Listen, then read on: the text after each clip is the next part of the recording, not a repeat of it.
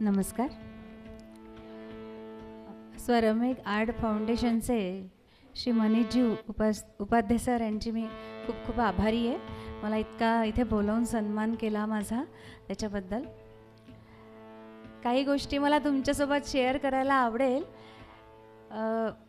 या सगळ्या रचना मला ज्या सुचल्या, हे सगळं मी एक दैवी एक आशीर्वाद मानते, माझ्या आईबाबांचा म्हणा, गुरूंचा म्हणा, जे काही आहे. कारण की माझी मातृभाषा मराठी आणि एवढे हिंदी शब्द सुचणं हे फार कठीण आहे. कसे सुचले माहिती नाही. तुम्हाला आश्चर्य वाटेल. आपला तिरंगा झेंडा जो आहे त्याच्याबद्दल मला शब्द असे सुचले की एक माझी कंपोजिशन आहे त्याच्यामध्ये की भारत माँ की शान है तिरंगा, गुंजी सी शहनाई है तिरंगा, फूलों की खुशबू है तिरंगा, सुहागन की माथे का सिंदूर तिरंगा, ऐसे में हम इसे लहराए जैसे कोई आसमां का सितारा, वतन की मिट्टी की सौंधी सी खुशबू, आओ बनाए एक आशियाना. हे असे शब्द सुचणं. किंवा हिमालय की चोटी से नदियों का बहना, ये सुंदर ये झीलें ये जैसे कोई गहना, हवाओं के झोंके ये बारिश की बूंदे, जैसे कोई सपना सुहाना, ये देश है हमारा, ये देश है हमारा. हे असे शब्द सुचणं हे खरंच दैवी मानते मी. कसे सुचले माहिती नाही मला. आणि एक गुलिस्ता हमारा आहे म्हणून दादा एक सांगते, शशांक माझं बसले समोर, की त्याच्यामध्ये राग देशाला अर्पण केले असं सुचलं की हंसध्वनी के दरबार में भारत माँ की शान है, भूपाली तू जगत जननी कर्मभूमि साकार है, दरबारी की भूमि तू वीरों की गाथा है, देश हमारा सारे जहाँ से प्यारा नारा है, क्योंकि गुलिस्ता हमारा है.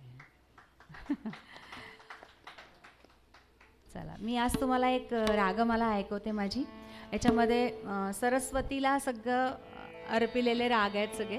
की सरस्वती तूच मधुवंती आहे, तूच कलावती, तूच जनसमोहिनी, सगळं तूच आहे.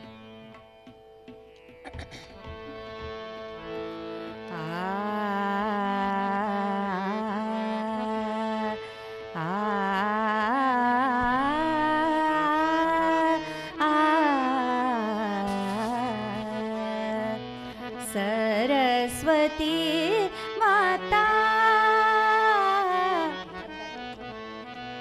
सरस्वती माता,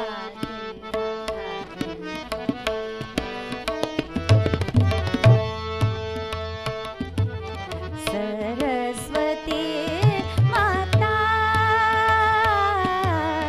सरस्वती माता, तुझं वंदन करूया, तुझं वंदन करूया, मधुवंती तू वीणाधारिणी, मधुवंती तू वीणाधारिणी. गम परे सारे रप गम प गम मगरे सरी स गम परे स गम परे स गम प, मधुवंती तू वीणाधारिणी, कलावती तू जनसंमोहिनी, कलावती तू जनसंमोहिनी. आ आ आ कलावती तू जनसंमोहिनी, सरस्वती माता.